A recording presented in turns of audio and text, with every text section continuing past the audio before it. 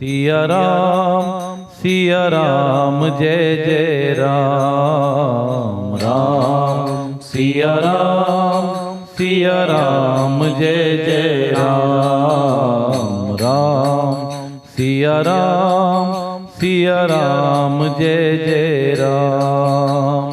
हो मंगल भवन अमंगल हारी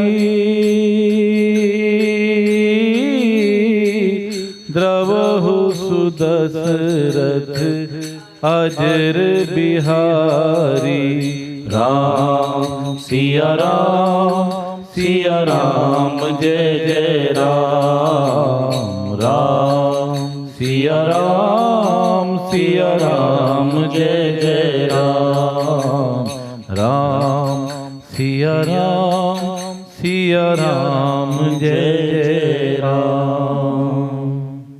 बोलियो मर्यादा पुरुषोत्तम भगवान श्री राम की जय। सद्गुरुदेव महाराज की जय।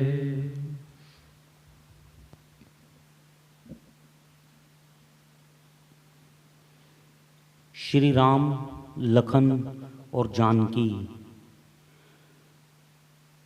प्रयागराज के दर्शन के उपरांत भारद्वाज ऋषि के आश्रम पर आते हैं। भारद्वाज मुनि श्री राम को भाई और सीता जी सहित अपने आश्रम में देखकर बहुत प्रसन्न होते हैं। भगवान राम उनको दंडवत प्रणाम करते हैं और वही भारद्वाज मुनि बड़े आदर समेत उनको प्रणाम करते हैं। आज भारद्वाज मुनि अपने भाग्य की सराहना कर रहे हैं कि बड़े भाग्य से मुझे आज प्रभु आपके दर्शन हुए। कभी वो श्री राम के चरणों की ओर देख रहे हैं, कभी और मुखारबिंद के दर्शन कर रहे हैं और अपने भाग्य की सराहना कर रहे हैं कि आज मेरे यहाँ पर श्री राम आए हैं। जन्मों के तप का फल आज पूर्ण हुआ कि श्री राम के आज मैंने दर्शन पाए। मुनि बार बार अपने गुरु को धन्यवाद करते हैं, अपने भाग्य की सराहना करते हैं और अपने नेत्रों का सुख पाते हैं। नेत्र वही नेत्र होने का लाभ लेते हैं जिन्होंने अपने इन नेत्रों द्वारा प्रभु के दर्शन किए हों। भारद्वाज मुनि से भगवान राम नरलीला करते हुए आगे का मार्ग पूछते हैं। हे प्रभु, आप जिस मार्ग से जाएंगे वही मार्ग सुगम है। मैं आपको क्या मार्ग दिखाऊंगा? आप तो हर चीज के ज्ञाता हैं, पर फिर भी यदि आप मुझे ये मान ही देना चाहते हैं तो फिर भी जो मुझे उचित लग रहे हैं मैं आपको वो जरूर बताऊंगा। आप यहाँ से यमुना पार करके आगे का मार्ग लीजिए। और मार्ग बताने के लिए भारद्वाज मुनि अपनी कुटिया के 4 ऋषि कुमार साथ में भेज देते हैं।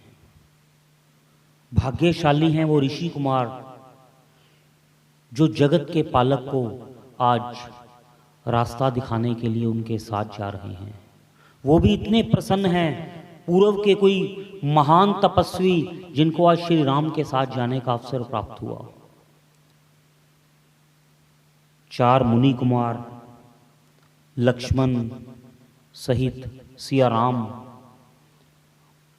उन 4 बालकों के पीछे पीछे आगे का मार्ग तय करते हैं और वहां से वो यमुना तट पर पहुंचते हैं। यमुना जी के श्यामल रंग को देखकर बहुत प्रसन्न होते हैं।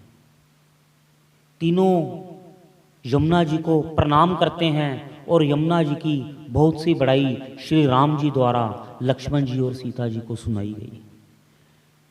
यमुना को पार करके उस पार पहुंचते हैं। वहां पर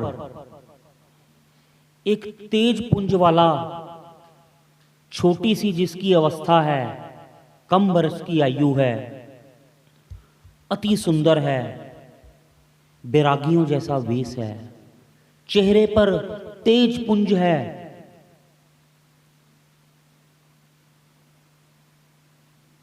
ऐसा एक दिव्य जो ब्राह्मण रूप भी नजर आता है, ऋषि कुमार भी नजर आता है, और उसको देखते ही प्रभु ने अपने हृदय से लगा लिया। ऐसे लग रहा है इस दृश्य को देखकर कि जैसे परमात्मा और परमार्थ एक साथ गले लग गए हों। तेही अवसर एक तापसु आना, हो तेही अवसर एक तापस आवा, तेज पुंज लघु बयस सुहावा। राम सिया राम जय जय राम। राम सिया राम जय जय राम। कवि अलखित गति बेस बिरागी,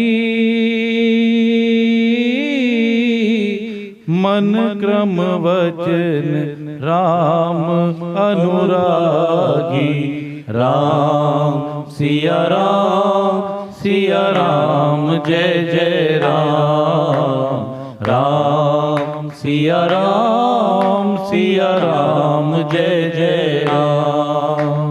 राम सिया राम जय जय राम। राम सिया राम जय जय राम। वहां पर मुख पर दिव्य तेज वाला, छोटी सी अवस्था वाला सुंदर बैरागी का वेश बनाकर एक संत आते हैं। श्री रामचरितमानस में ऐसा कहा गया है कि या तो वो साक्षात हनुमान जी हैं या गोसाई श्री तुलसीदास ही अपने प्रभु के दर्शन के लिए वहां पर आए हैं। भगवान अति प्रेमी जानकर उस बैरागी को अपने हृदय के साथ लगा लेते हैं, और ऐसा दिव्य तेज उस बैरागी का, और इतना विनय और इतनी शीलता चेहरे पर देखकर मानो ऐसे दर्शन हो रहे हैं कि प्रेम और परमार्थ दोनों शरीर धारण करके खड़े हैं। इसके बाद भगवान राम आगे वन की ओर जाते हैं। गहरा वन है, बहुत से पशु पक्षी डरावने वहाँ पर भ्रमण कर रहे हैं, और श्री राम आगे आगे, बीच में सीता जी और पीछे पीछे लक्ष्मण जी वन की ओर जा रहे हैं। आज अयोध्या के राजकुमार जिनका युवराज पद होने वाला है, अपने राज्य को त्याग कर अपने पिता के वचनों को पूर्ण करने के लिए बड़ी खुशी सहित अपनी पत्नी और भाई के साथ वन को जा रहे हैं। ऐसी सोच से जिस जिस वन के रहने वाले जीवों को, भीलों को इस बात का पता चलता है, वो भी उनको देखकर अपने मन में बड़ा शोक पाते हैं। हे विधाता, कैसा वो कुटिल राजा है जिसने ऐसे सुंदर बालकों को वन दे दिया। क्या ये बालक वन के योग्य हैं? और कैसी कुटिल वो माता होगी जिसने अपने सुंदर बालक को वन की ओर भेज दिया। अरे हम तो भील हैं, हम तो हृदय से कठोर हैं, जाति से कठोर हैं, लेकिन वो तो राजा हैं, वो ऐसा कैसे कर सकते हैं। साथ जो वहां पर ब्राह्मण लोग रहते हैं, जो ब्राह्मण पत्नियां हैं, वो प्रभु के दर्शन पाकर अपने नेत्रों का आनंद पाती हैं, अपने भाग्य की सराहना करते हैं। नहीं बहन, ये राजा द्वारा निकाले हुए नहीं हैं, ना ये कोई रानी की कटुलताई है। अरे ये तो साक्षात भगवान हैं। ये हमें ही हमारे पूर्व जन्मों के कर्मों का सुख देने के लिए, हमें आनंद देने के लिए इस वन की ओर आए हैं, और इनका कोई कारण नहीं है, अपना मर्म ये स्वयं ही जानते हैं। वरना इन्हें कौन वन में भेज सकता है। अपनी इच्छा से ही हमारे भाग्य को उदय करने के लिए ये नाना प्रकार के कष्टों को सहने के लिए वन में आए हैं। विधाता का धन्यवाद करती हैं। यदि वो ऐसा ना करता तो शायद हमारा जीवन धारण करना ही व्यर्थ था। हम कैसे अपने नेत्रों द्वारा साक्षात परमात्मा के दर्शन करते। कहते हैं अर्जुन को भगवान के दर्शन करने के लिए दिव्य दृष्टि भगवान ने उसको प्रदान की। बिना दिव्य दृष्टि प्राप्त किए अर्जुन भी भगवान का सखा होते हुए भगवान के माया को जान नहीं सका, भगवान के दिव्य रूप के दर्शन नहीं कर पाया। और यहाँ श्री राम इतने सरल हैं कि वन के जीव जंतु, पशु, पक्षी, वानर जितने भी वहां पर नर नारी हैं, सबको भगवान ने अपने दिव्य रूप के दर्शन कराए। अज्ञानी लोग भी भगवान के दर्शन मात्र करके ज्ञानी हो जाते हैं। जो बड़े बड़े संत महात्मा वेदों को जानकर भी भगवान के दर्शन को नहीं पाते, आज वो बिना ही किसी कारण से भगवान के श्रीमुख के दर्शन, श्री कमल के दर्शन, चरणों के दर्शनों का सुख पा रहे हैं। वन में तीव्र धूप है, लेकिन जहां श्री राम, सिया और लक्ष्मण जाते हैं, बादल वहां पर छाया करने के लिए छतरी बनकर लग जाते हैं। जहां कंटीली भूमि है, बहुत प्रकार के कांटे हैं, देवता वहां फूल बरसाकर उस मार्ग को मखमल सा कोमल बना देते हैं। आगे चलते हुए सुंदर बड़ के वृक्ष की छाया में भगवान विश्राम करने के लिए रुकते हैं। आज वो बड़ वृक्ष भी भाग्यशाली है। वो अपनी जड़ योनि को धन्यवाद करता है। कहते हैं जड़ योनि सबसे अति कष्टकारी है। वृक्षों को नाना प्रकार के कष्ट सहने पड़ते हैं। आंधी तूफानों का सामना करना पड़ता है, तेज हवाओं को सामना करना पड़ता है, लेकिन आज वो जड़ योनि वाले वृक्ष भी प्रसन्न हो रहे हैं कि हे प्रभु, हमें ये योनि भी पसंद है, क्योंकि अगर हम वृक्ष ना होते तो आज आप हमारे छाया में बैठकर आराम कैसे करते, हमें आपके दर्शनों का आनंद कैसे मिलता, और हम इतने बड़ भागी हैं कि आज हम आपको छाया दे रहे हैं। ऐसा दिव्य तेज भगवान का, ऐसा सुंदर स्वभाव कि भगवान के दर्शन करके जीव जंतु भी प्रसन्न हैं, भील जाति के नर नारी भी पसंद हैं, भयंकर पशु पक्षी भी श्री राम को देखकर सरल बन जाते हैं और अपनी कुटिलता को छोड़ देते हैं। कोई भी जीव जंतु भगवान को देखकर भगवान की ओर आक्रमण नहीं करता, बल्कि दूर से ही उनको प्रणाम करके चला जाता है। ऐसा भगवान का शील स्वभाव। यहां पर भगवान अपनी जटाओं के मुकुट बनाते हैं। जटाओं को इतना सुंदर शोभित किया हुआ है कि स्वर्ण मुकुट भी उसकी शोभा क्या कह सकता है। अर्थात स्वर्ण जटित मुकुट भी ऐसी शोभा नहीं दे सकता जो श्री राम लक्ष्मण की जटाओं द्वारा बनी हुई शोभा बनी हुई है। इतनी सुंदर जटाएं मुखार बिंद पर सज रही हैं। चौड़ा वक्षस्थल है, लंबी भुजाएं हैं, कमल के समान बड़े बड़े भगवान के नेत्र हैं, और मुखार बिंद पर जो पसीने की बूंदें आई हुई हैं, उससे भगवान का मुख और भी कांति लिए हुए नजर आ रहा है। ऐसा सुंदर रूप भगवान का देखकर सभी आनंद को पा रहे हैं। वहां पर गांव की स्त्रियां सीता जी को देखती हैं, एक दूसरे से वार्ता करती हैं, ये सखी, ये सुंदर स्त्री कौन है? अरे इसका रूप और तेज तो देखो, वस्त्र से तो इसने ब्राह्मणियों जैसे वस्त्र पहन रखे हैं, लेकिन दिखने में ये कोई ब्राह्मण कन्या नहीं लगती, ये तो ऐसे लगता है कोई राजकन्या है। मस्तक पर ऐसा तेज है, ऐसे लगता है साक्षात जगत जननी है। ये कोई साधारण स्त्री तो नहीं लगती। और साथ में इतने तेज पुंज वाले एक श्यामल शरीर के और एक गोर वन के ये दो युवक इसके साथ कौन है? अरे ये तो जरूर ही ऐसे लग रहा होगा कि जैसे परमात्मा और जीव के बीच में माया हो। आज स्त्रियों के मन में एक इच्छा आती है, क्यों ना इनसे इनका परिचय पूछा जाए। संकोच के वश आके वो स्त्रियां गांव की सीता जी के पास आती हैं।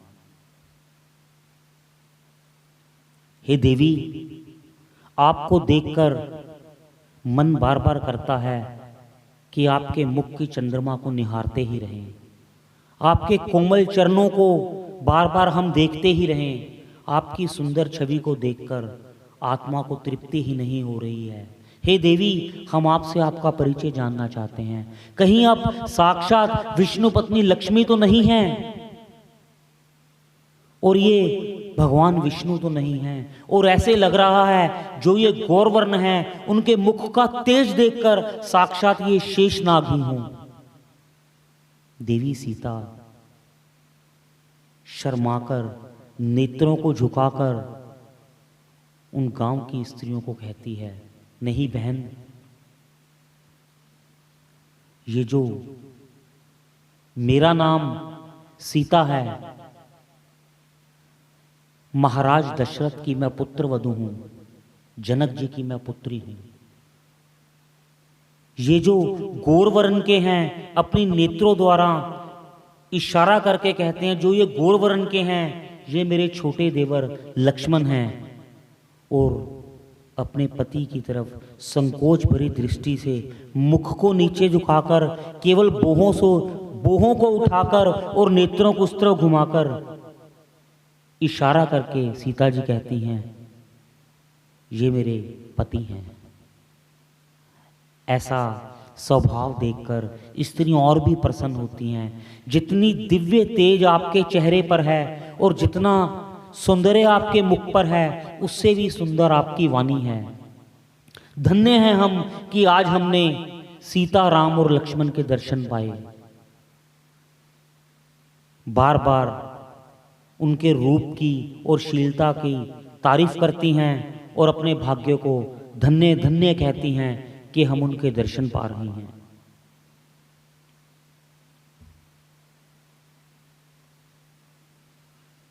वन में आगे आगे भगवान राम चल रहे हैं। जैसे अपने पूरे परिवार की सुरक्षा के लिए बड़ा व्यक्ति आगे आगे चलता है, सबसे आगे भगवान राम चल रहे हैं और सबसे पीछे से सुरक्षा के लिए छोटा भाई लक्ष्मण चल रहा है और बीच में देवी सीता है। आगे राम लखुन बनि पाछे, तापस वेश विराजत काछे। हो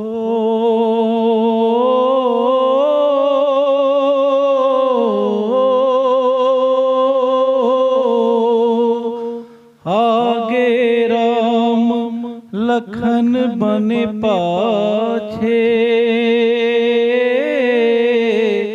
तापस वेश विराजत काछे। राम सिया राम सिया राम जय जय राम। राम सिया राम जय जय राम। हो उभे बीच सिया सोहित कैसे, ब्रह्म जीव बिच माया जैसे। राम सिया राम जय जय राम। राम सिया राम जय जय राम। ऐसा सुंदर दृश्य, आगे आगे श्री राम चल रहे हैं, पीछे पीछे लक्ष्मण जी चल रहे हैं और बीच में सिया जी हैं। जैसे ब्रह्म और जीव के बीच में माया सज रही हो, ऐसा सुंदर दृश्य। आगे चलकर वाल्मीकि जी के आश्रम के पास भगवान राम पहुंचते हैं। बड़ा सुंदर आश्रम वाल्मीकि जी का। श्री राम लक्ष्मण जी और सीता जी को वाल्मीकि जी की कथाएं सुनाते हैं और उनको प्रणाम करने के लिए, आशीर्वाद लेने के लिए ऋषि कुमारों को संदेश भेजते हैं कि अंदर जाके ऋषि से कहिए कि दशरथ पुत्र राम आपके दर्शन करने के लिए आना चाहता है। आज भगवान ऋषि से आज्ञा मांगते हैं उनके दर्शनों को पाने के लिए, और वो त्रिकालदर्शी ऋषि तो कब से प्रतीक्षा कर रहे हैं कि कब राम मेरे घर आएंगे, कब राम मेरे घर आएंगे। वाल्मीकि जी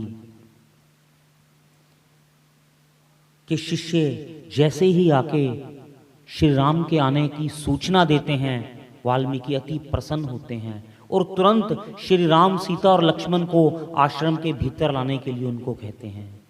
ऋषि कुमार तीनों को वाल्मीकि जी के आश्रम में लेकर आते हैं। भगवान दंडवत प्रणाम करते हैं। सीता जी, लक्ष्मण सहित तीनों ऋषि को प्रणाम करते हैं। आज महर्षि वाल्मीकि वो संत हैं जो उल्टा जपत, भगवान का नाम उल्टा जपने कर भगवान को पा गए। अपने कुटिया के अंदर श्री राम के आगमन पर उनकी प्रसन्नता का कोई अंत नहीं है। कब से प्रतीक्षा कर रहे हैं। वाल्मीकि जी त्रिकालदर्शी है, जो तीनों लोकों को जानते हैं। क्या हो चुका है उसको भी जानते हैं और क्या होने वाला है उसको भी जानते हैं। महर्षि वाल्मीकि जी ने रामायण जो लिखी, जो घट चुका है वो भी लिखा और जो घटने वाला है उसको भी पहले ही लिख दिया। आज भगवान राम वाल्मीकि जी से सारी वार्ता बताते हैं। माता के कई द्वारा उन वर को मांगने पर पिताजी की इच्छा से वन 14 वर्षों के लिए आए हैं, ये सारी घटना को बताते हैं। वाल्मीकि जी कहते हैं, राम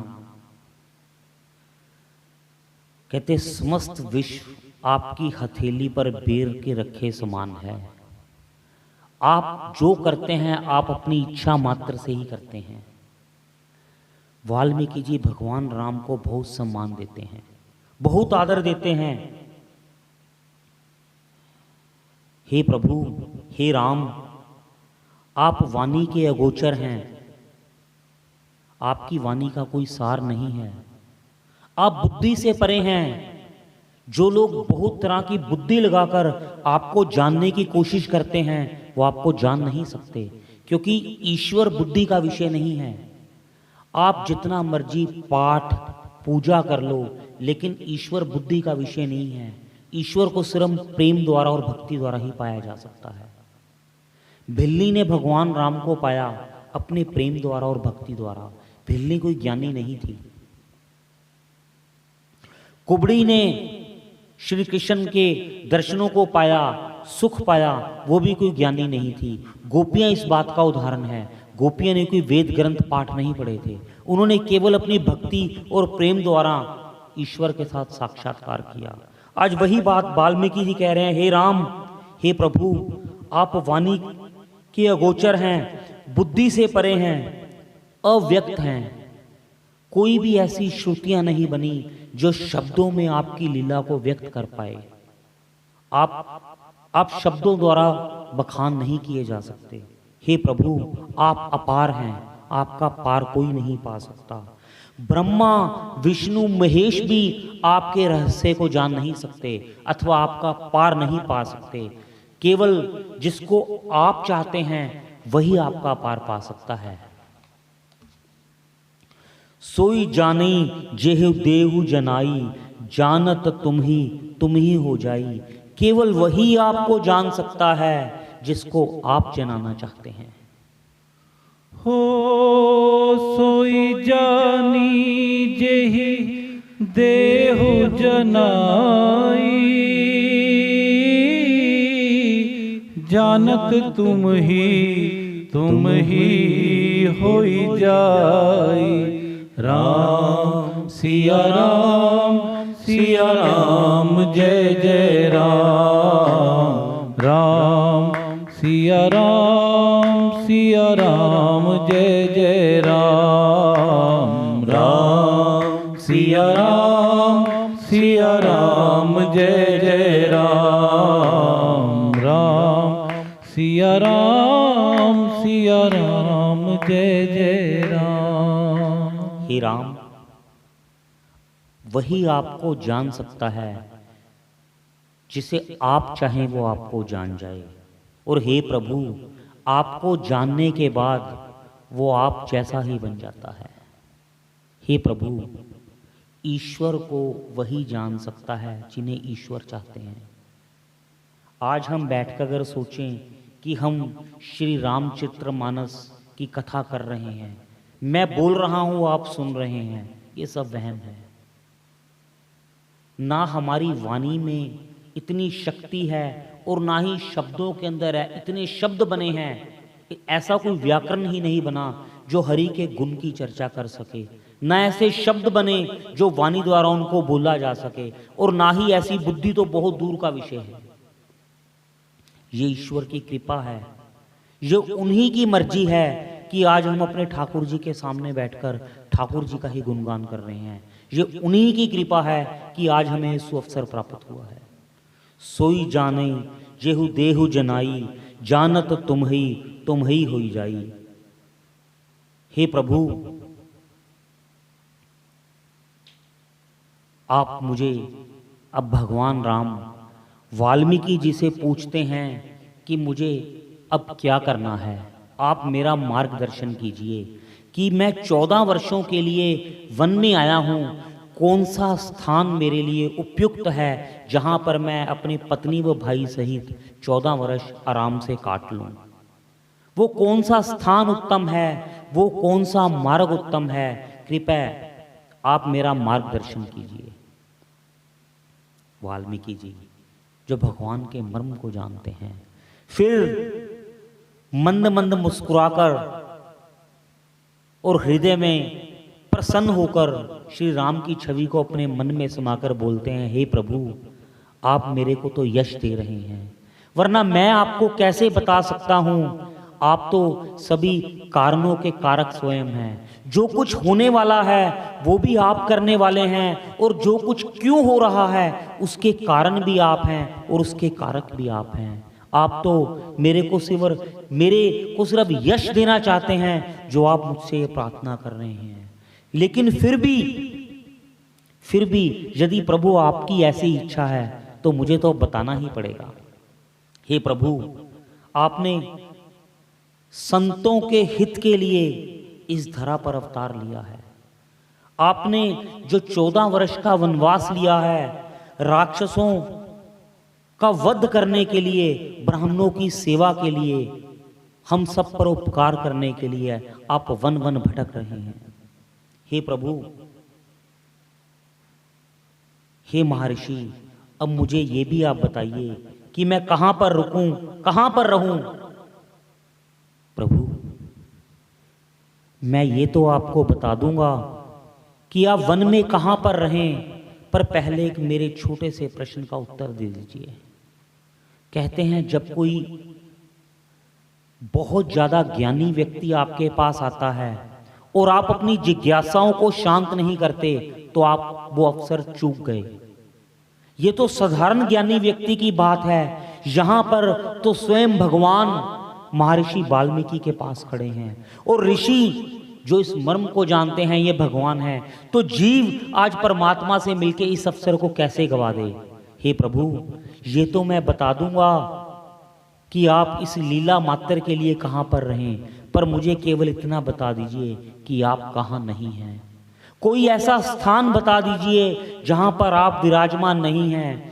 कोई ऐसी जगह बता दीजिए जहां पर आप विराजमान नहीं हैं। मुझे तो जहां नेत्र करता हूं सिवाय आपके कुछ जगत में नजर ही नहीं आता। हे प्रभु, मैं आपको वो कौन सा स्थान बताऊं जहां पहले से ही आप नहीं हैं, फिर भी लीला मात्र के लिए हे प्रभु आप सुनिए। मेरी आपसे ये प्रार्थना है कि इस धरा पर जो भी जीव आपकी कथा सुनना चाहता है, आपकी कथा मन द्वारा अपने हृदय में लगाकर सुनता है, हे प्रभु उन भक्तों के हृदय में आप निवास कीजिए। हे प्रभु जो अपनी नेत्रों द्वारा आपके रूप का दर्शन का पान करता है, नित्य आपके मंदिर में जाकर अपने मन के नेत्रों द्वारा आपके दर्शनों का पान करता है, हे प्रभु आप उस भक्त के नेत्रों में निवास कीजिए। प्रभु जो नित्य अपनी वाणी द्वारा आपके गुणों की कथा करता है, जो अपनी जीभा से आपके सुयश का गान करता है और दूसरों से करवाता है, हे प्रभु आप उस भक्त की वाणी में रहिए, उस भक्त के हृदय के अंदर आप नित्य रहिए। प्रभु जिस जीव की नासिका आपकी सुगंध रूपी वायु का पान करती है, हे प्रभु आप उस भक्त के हृदय में रहिए। हे प्रभु जिस जीव का मस्तक हमेशा गुरुओं के, ब्राह्मणों के, माता पिता के, ऋषियों के चरणों में नमन करता है, जो मंदिर में जाकर सच्चे हृदय द्वारा भगवान को माथा टिकाता है, हे प्रभु उन भक्तों के हृदय में आप वास कीजिए। हे प्रभु जो भी जीव सारी संसारिक वस्तुओं को त्याग कर आपके चरणों में प्रीत रखता है, जिसकी सच्ची प्रीत आपके चरणों के अलावा कहीं नहीं है, हे प्रभु आप उन भक्तों के हृदय में वास करें। प्रभु जो दूसरों की संपत्ति को दृष्टि भरकर भी नहीं देखता और खुद की संपत्ति को भी आपके चरणों से कम प्यार करता है, अथवा सिर्फ आपके चरणों के अलावा उसको इस संसार में कुछ भी प्रिय नहीं है, हे प्रभु ऐसे भक्तों के हृदय में आप हमेशा विराजमान रहें। जो काम को छोड़कर, अर्थ को छोड़कर, सभी चीजों का त्याग करके सच्चे मन से आप ही को हमेशा भजता है, आपको ही देखना चाहता है, केवल आपके यश को ही सुनना चाहता है, हे प्रभु उन भक्तों के हृदय में आप वास कीजिए।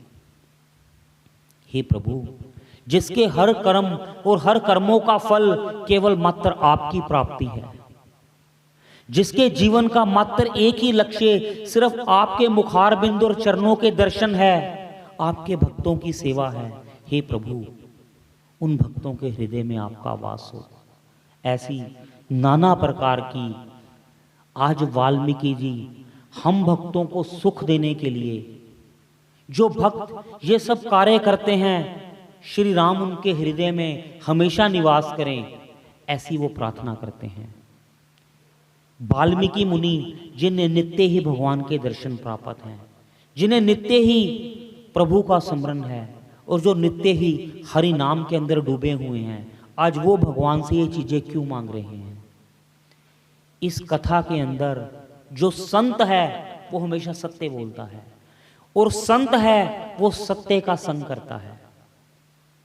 ऋषि वाल्मीकि को जो चीजें उन्होंने कही हैं वो सहज ही सुलभ हैं, उन्हें अपने लिए कुछ भी नहीं चाहिए। संत वही है जो मांगता भी केवल दूसरों के लिए है। आज कलयुग के भक्तों में जो राम का नाम लेते हैं, भगवान उनके हृदय में रहें। वाल्मीकि जी ने हम जैसे लोगों के लिए कहा है।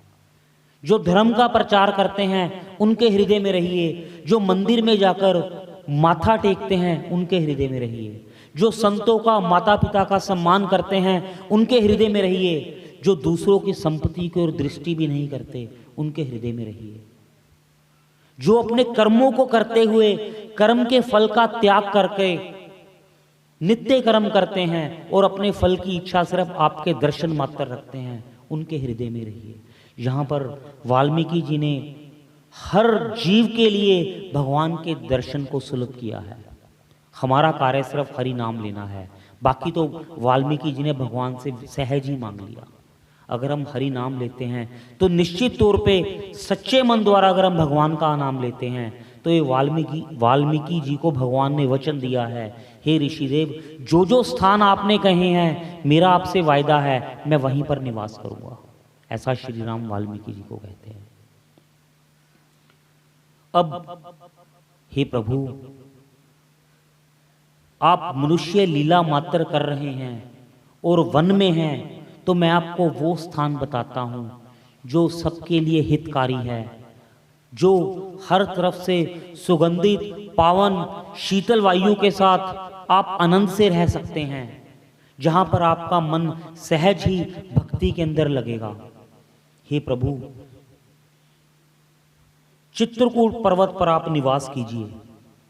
वहां पर गंगा नदी की धारा बहती है, जिस स्थान का नाम, उस नदी का नाम मंदाकिनी है।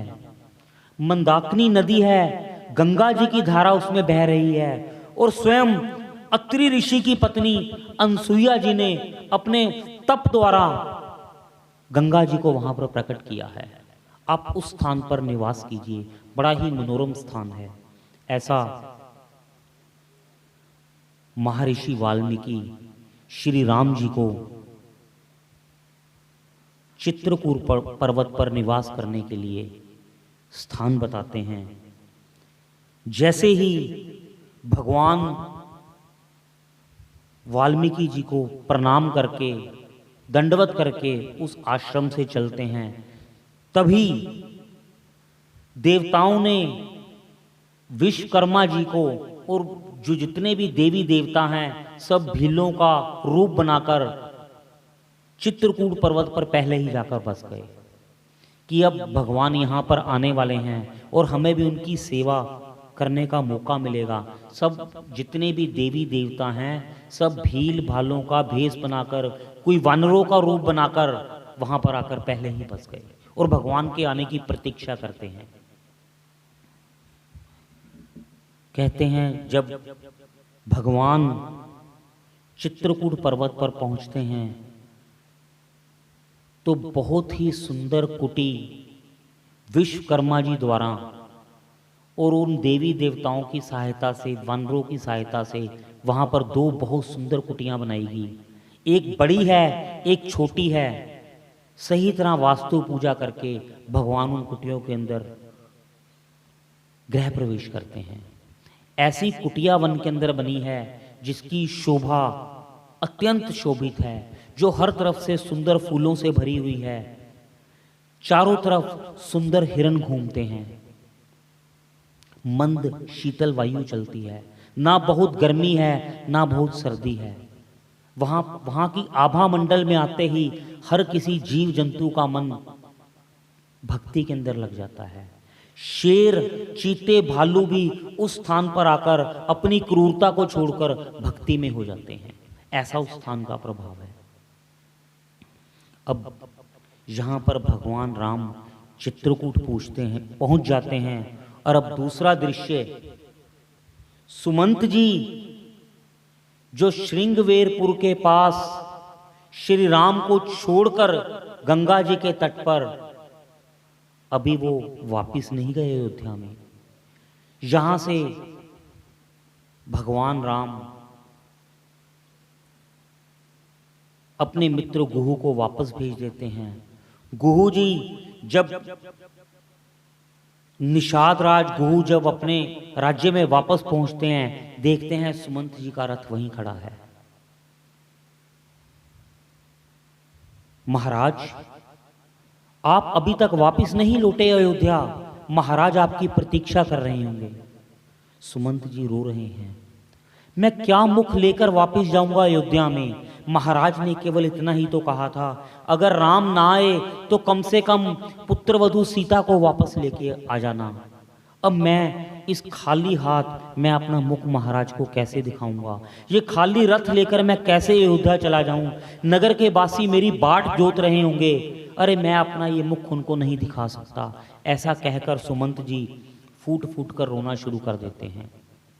निषाद राज गुहू बार बार उनको समझाते हैं, महाराज आप व्यर्थ ही चिंता करते हैं। अगर आप राजा के पास आज नहीं जाएंगे तो उनको कौन संभालेगा?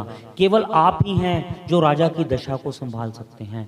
आप उनके सबसे बुद्धिमान मंत्री भी हैं और आप उनके मित्र भी हैं। इस वक्त सबसे ज़्यादा आपकी ज़रूरत महाराज को है। श्री राम जी की भी यही इच्छा थी कि आप जल्दी से जल्दी अयोध्या को लौट जाएं। सुमंत जी अयोध्या जाने की बात सुनकर उनको चक्कर आ जाता है, होश नहीं रहता, हिम्मत नहीं पड़ती कि मैं कैसे वापस चला जाऊं, कैसे महाराज को अपना मुख दिखाऊंगा, कैसे अयोध्या नगरी में प्रवेश करूंगा, मेरे में इतनी हिम्मत नहीं है।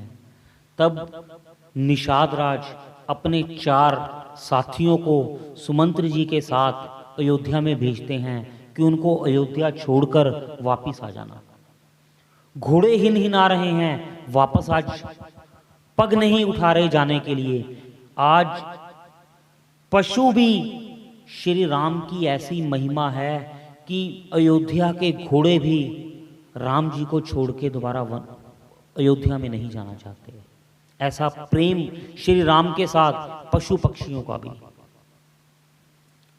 सुमंत जी रात के समय अयोध्या पहुंचते हैं, नगर के बाहर रुक जाते हैं, सोचते हैं जब थोड़ा अंधेरा हो जाएगा तब नगर में प्रवेश करूंगा।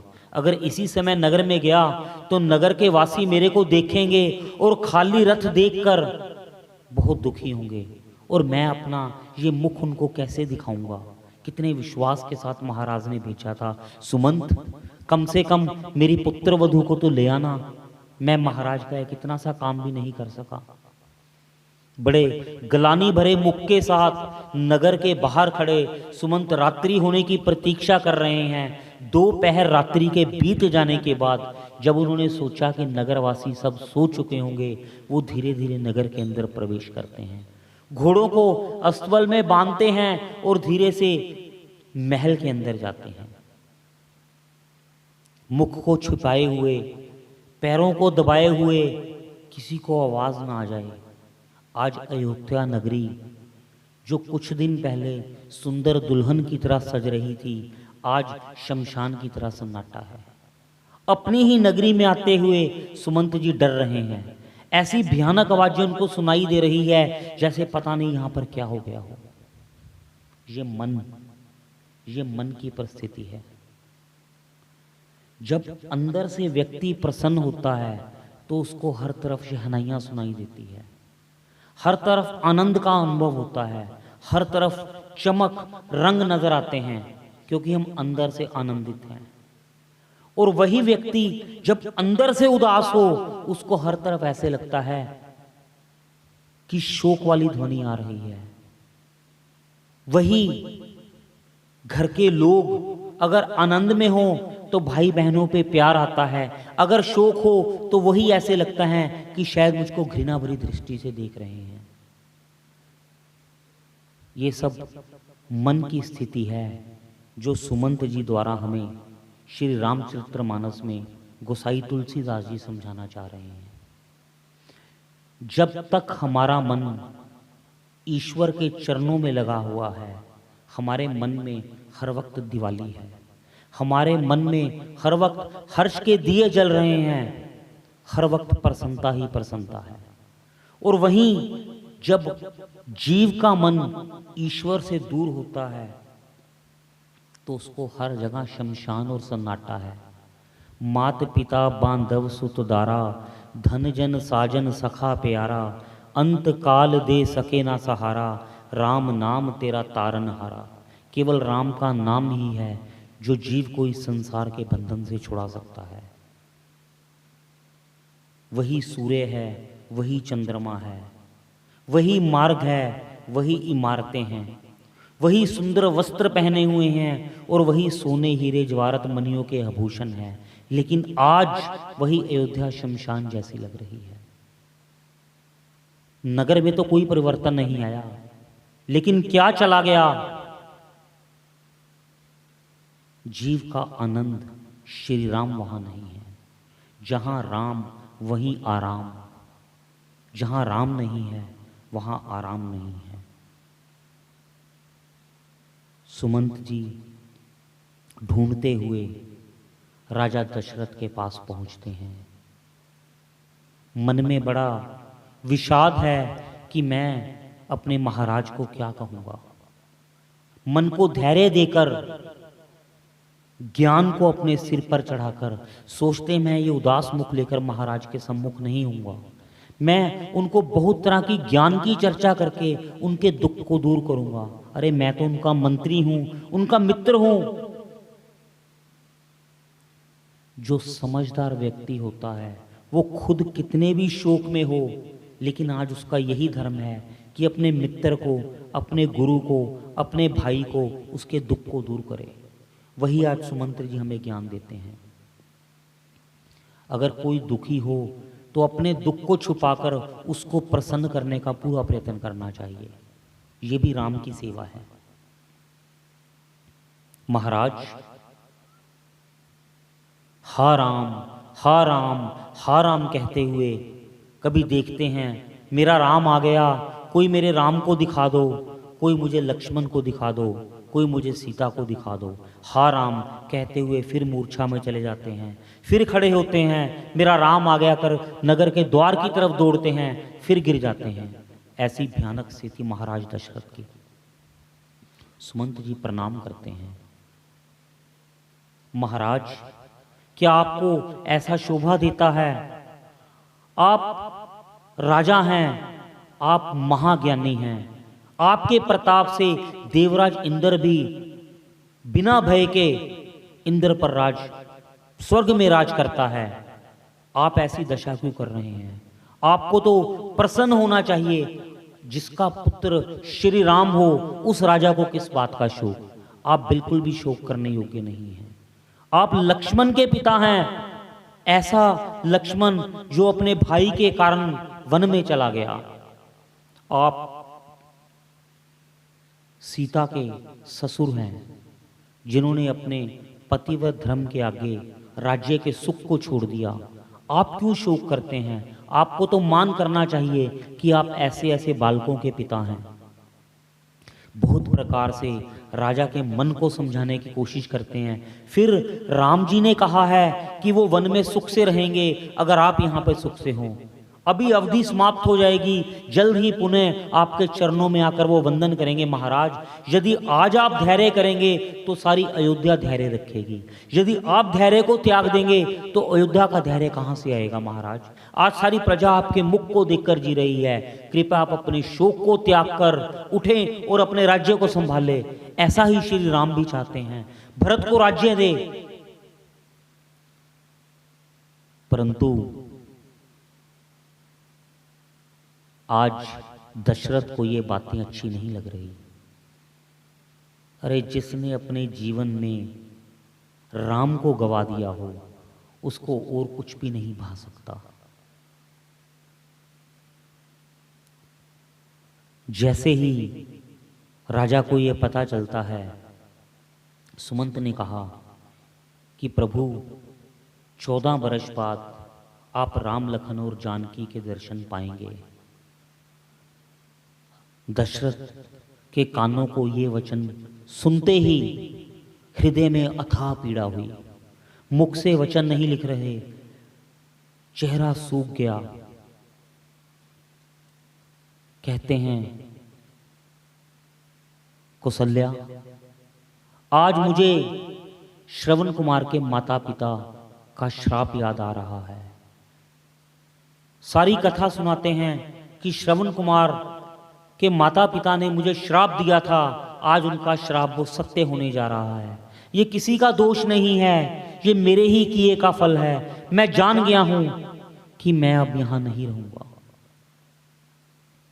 ऐसा कहकर राजा दशरथ हा राम, हा राम, हा राम कहते हुए अपनी इस देह का त्याग करते हैं और परलोक धाम को चले जाते हैं। धन्य है राजा दशरथ जिन्होंने अपना जीवन राम के लिए ही धारण किया, और जैसे ही राम का वियोग हुआ और अपनी इस देह को ही त्याग दिया। सारी अयोध्या शोक मना रही है राजा दशरथ का। गुरु वशिष्ठ जी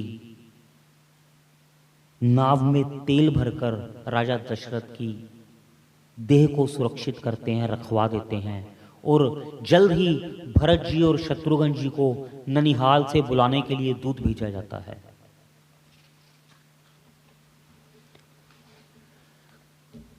दूत को कहा जाता है वहां जाकर केवल ये संदेश देना कि जल्द ही महाराज ने बुलाया है, महाराज के स्वर्गवास होने का समाचार वहां अभी मत सुनाना। भरत जी और शत्रुघ्न जी जैसे ही पिता के द्वारा बुलाया जाने का समाचार पाते हैं, तुरंत वहां से चल पड़ते हैं। लेकिन भरत जी को कई दिनों से अमंगल स्वप्न आ रहे हैं। भरत जी का मन ननिहाल में लग नहीं रहा। उनको पहले से ही ऐसा कुछ हो रहा है कि अयोध्या में कुछ कुशल से नहीं है। अयोध्या का समाचार आते वो और भी घबरा जाते हैं। हे दूत, ये बताओ पिताजी कुशल से तो है ना? अयोध्या में सब ठीक हैं? भैया राम कैसे हैं? माँ कौशल्या कैसी है? सब ठीक है? दोनों भाई अयोध्या पर पहुंचते हैं। जैसे ही अयोध्या के अंदर भरत जी और शत्रुघ्न जी को लेकर रथ पहुंचता है, आज उन्हें कुत्तों के भौंकने की आवाज सुनाई देती है। भयंकर आवाजें अयोध्या में सुनाई देती है, जो अपशुगुन उनको लगते हैं। भरत जी अंदर से डरे हुए हैं, सहमे हुए हैं। पता नहीं महल में जाकर क्या अमंगल सुनना पड़ेगा, क्या अमंगल जानना पड़ेगा। लेकिन बार बार हृदय को समझाते हैं, नहीं, जहां पर मेरे प्रभु श्री राम हैं वहां पर कोई अमंगल नहीं हो सकता। अपने मन को धैर्य देते हैं, लेकिन पता नहीं क्यों आज अंदर से इतनी उदासी है कि अयोध्या अच्छी नहीं लग रही। दौड़ते दौड़ते महल के द्वार पर पहुंचते हैं। सारे नगरवासी उदास हैं, मैले कपड़े डाले हुए हैं। नगर में अंधेरा है, जैसे शोक के अंदर अयोध्या नगरी डूबी हो। केवल दो जीव हैं वहां पर अयोध्या में जो गहने डाले हुए, बड़े सजकर दीपक लेकर भरत जी का और शत्रुघ्न का स्वागत करते हैं। आज के कई दीपक लेकर अपने पुत्र भरत का स्वागत करने के लिए द्वार पर आती है। मां, आज अयोध्या में सब कुछ उदास सा क्यों लग रहा है? पिताजी कुशल से तो हैं, भैया राम कैसे हैं? लक्ष्मण को भी नहीं देखा, वो मुझे मेरा द्वार पर स्वागत करने के लिए क्यों नहीं आया? कि कई कहती है, अभी तुम थके हुए आए हो, पहले विश्राम कर लो, फिर सारी बात बताती हूं। मैंने सब कुछ ठीक कर दिया, तेरी सारी चिंताओं को मैंने खत्म कर दिया। अब तू बड़े आराम से जीवन को व्यतीत करना, आनंद से जीना। ऐसा क्या किया माता? तेरे रास्ते का जो कांटा था ना, मैंने उसको निकाल दिया। अब तेरे जीवन में आनंद ही आनंद है। अरे तू मेरा पुत्र है, तेरी माता के रहते तेरे जीवन में मैं कष्ट कैसे आने दूंगी? आज माता की ऐसी बातें सुनकर भरत जी को लग रहा है कि कुछ ठीक नहीं है।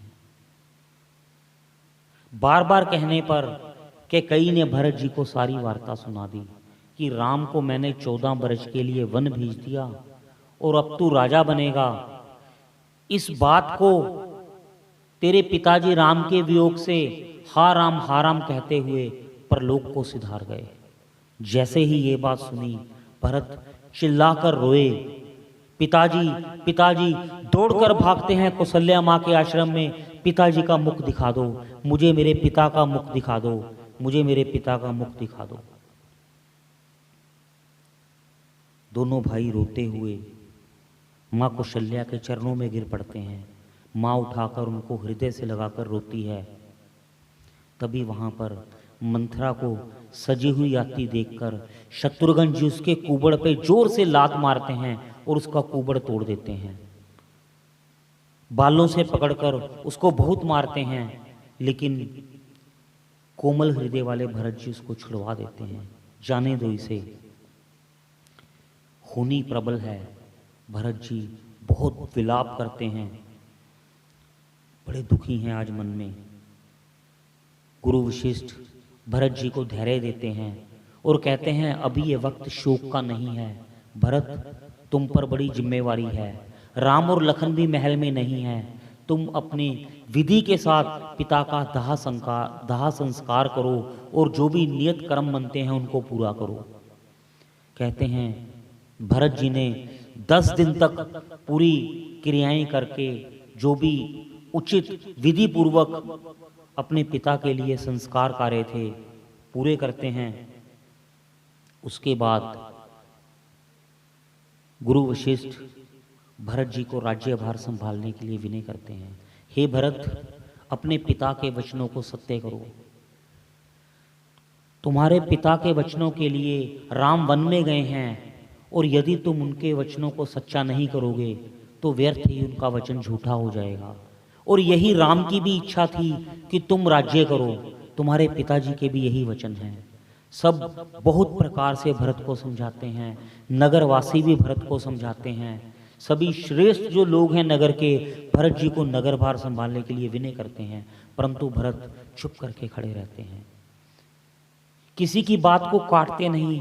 और जब सब बोलकर चुप हो जाते हैं तो हाथ जोड़कर विनय करते हैं, हे गुरुदेव, आपकी सारी बातें सत्य हैं, मेरे पिताजी के वचनों को सत्य करना मेरा धर्म है, इस बात में कोई शंका नहीं है। मेरे राम ने, मेरे भैया ने पिता के वचनों के लिए और मुझ जैसे भाई के लिए 14 वर्षों के वनवास को सहा। इस सारी जो क्लेश की जड़ मैं हूं, ना मैं होता ना मेरी माता ऐसी कुमती बनती और ये ऐसा अयोध्या के ऊपर कष्ट आता।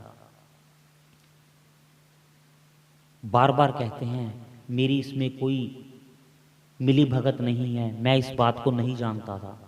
सब कहते हैं इस बात में कोई शक नहीं है भरत, श्री राम भी स्वयं जानते हैं कि इसमें तुम्हारी बिल्कुल भी इच्छा नहीं है। आज भरत एक प्रार्थना करते हैं, हे गुरुदेव, हे प्रजाजनों, यदि आप उचित समझें मेरी एक विनती को स्वीकार कर लें। मैं इस राज्य को लेने से पहले एक बार अपने भैया श्री राम के चरणों की सेवा में जाना चाहता हूँ। मैं चाहता हूँ कि मैं श्री राम के चरणों में जाकर अपनी भूल के लिए क्षमा मांगूं और वहीं श्री राम का राज्याभिषेक कर दूं। मैं अपने प्रेम द्वारा हट करके भैया राम को वापिस आने के लिए विनय करूंगा। हे गुरुदेव, आप मेरे साथ चलें, आप भी मेरे साथ विनय करना। और मुझे पूरा यकीन है, मैं चाहे कुटिल माता के गर्भ से ही आया हूँ, चाहे मैं कैसा भी पापी हूँ, मैं जानता हूँ, पर मेरे भैया बड़े नरम दिल के हैं, वो मुझ में बहुत ज़्यादा प्रीत रखते हैं। मुझ जैसे कुटिल की बात को भी वो मानेंगे और मुझे पूरा विश्वास है मेरे बार बार विनय करने पर वो मुझे क्षमा कर देंगे। आज भरत जी के मुख से ऐसी सुंदर वाणी सुनकर, प्रेम भरी वाणी सुनकर सारी प्रजा धन्य है, धन्य है। देवता भी फूल बरसा रहे हैं। वाह, ऐसा भाई, एक भाई राज्य को छोड़कर चला गया और दूसरा भाई उस राज्य को लेना नहीं चाहता। एक भाई दूसरे भाई की सेवा के लिए वन को चला गया और यहाँ ये भाई है जिसको राज्य मिला है, शत्रुघ्न अपने भरत जी के लिए उनकी सेवा में लगा हुआ है। भैया, मैं भी आपके साथ चलूंगा। कोई भाई उस संपत्ति को लेना नहीं चाहता, कोई भाई उस राज्य के सुख को नहीं भोगना चाहता। ऐसा प्रेम भाइयों का। भरत जी के मुख से ऐसी प्रेम भरी वाणी सुनकर, ऐसे विचार जानकर प्रजा भी खुश हो गई। वाह, आज राजा दशरथ जी के भाग्य की सराहना की जा रही है। ऐसे पुत्र राजा दशरथ के, ऐसी औलाद। वाह, कहते राजा दशरथ ने तो सत्य में ही परलोक को पाया है। उनके लिए ये लोक भी स्वर्ग था और परलोक भी स्वर्ग है। यहाँ पर ऐसी संतान का सुख, वो भी स्वर्ग, और ऐसी संतान के कर्म, उनके लिए तो परलोक भी स्वर्ग है। शुभ मुहूर्त देखकर सभी गुरुजी, नगरवासी, माताएं भी साथ जाने के लिए कहती हैं और सारे वन में जाने की तैयारी करते हैं। भरत जी वन जाने की तैयारी करते हैं और जगह जगह अपने नेत्रों से देखते हैं कि शायद मेरे भैया राम यहाँ हैं। जहाँ नेत्र कभी अयोध्या में घुमाते हैं कि उन्हें बार बार भ्रमित होते हैं कि अभी भैया राम मेरे को पुकार रहे हैं। हमें हर वक्त वही चीज़ नज़र आती है जो हमारे मन में चल रही होती है। आज राजा भरत के नेत्र हर वक्त राम को देख रहे हैं। कहंदे ने नैना तेरे कोल रहना, कहंदे ने नैना तेरे कोल रहना, कहंदे ने नैना तेरे बाजों, तेरे बाजों 10 होर की मैं कहना, कहंदे ने नैना तेरे कोल रहना, कहंदे ने नैना। भरत जी के नेत्र अयोध्या में रहना ही नहीं चाह रहे। हे प्रभु, जहाँ आप नहीं हो वहाँ भरत कैसे रह सकता है, और जहाँ पर आप हो वहीं अयोध्या है। पर अपने कर्मों को देखकर माता की कुटिलता के कारण अपने ऊपर दोष लेते हैं।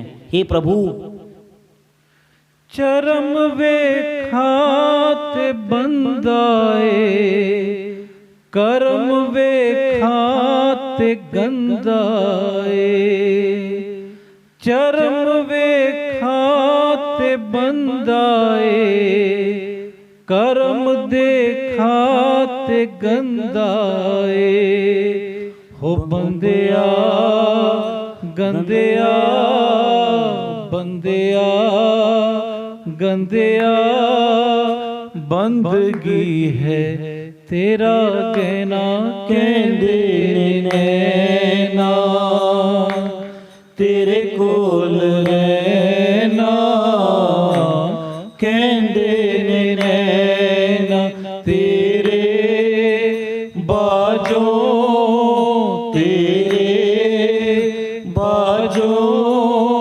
10 होर की मैं कहना, कहंदे नैना। अब भरत गुरुओं सहित, माताओं सहित भगवान राम से मिलने के लिए वन में जाने की तैयारी में लग गए हैं। हृदय में हर्ष है कि मैं श्री राम के दर्शनों का सुख पाऊंगा। मन के अंदर शंका भी है कि मेरे प्रभु मुझ जैसे पापी को क्षमा कर देंगे, पर साथ ही एक विश्वास भी है, मैं पापी हूँ लेकिन मेरे प्रभु तो पतित पावन हैं, वो अवश्य ही मुझको क्षमा कर देंगे। इसके आगे की कथा हम कल करेंगे। राम सिया राम, सिया राम, जय जय राम। राम सिया राम, सिया राम, जय जय राम। राम सिया राम, सिया राम, जय जय राम। राम सिया राम, सिया राम, जय जय राम।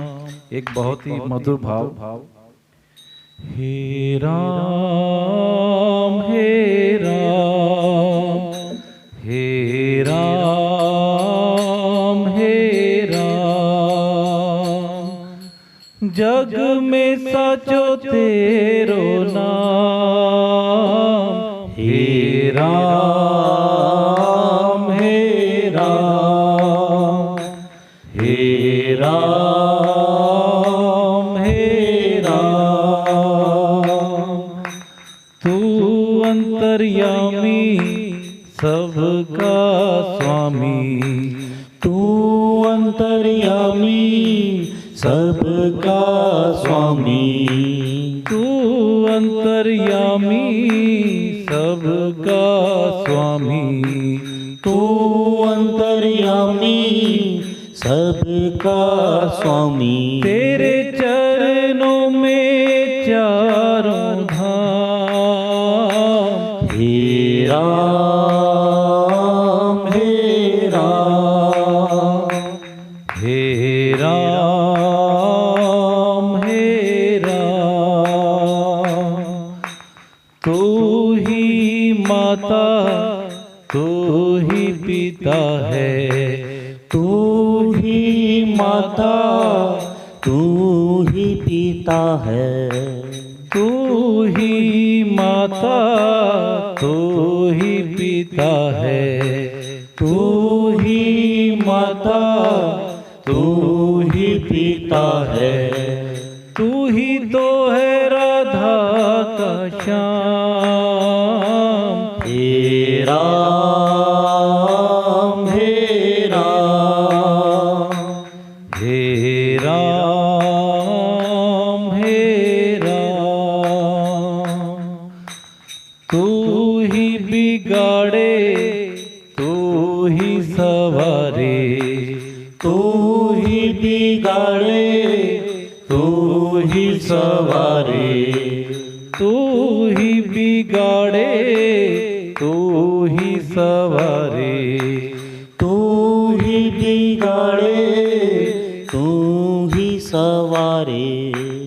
इस जग के सारे काम, हे राम हे राम, हे राम हे राम। बोलिए मर्यादा पुरुषोत्तम भगवान राम की जय। हर हर महादेव। जय श्री राम।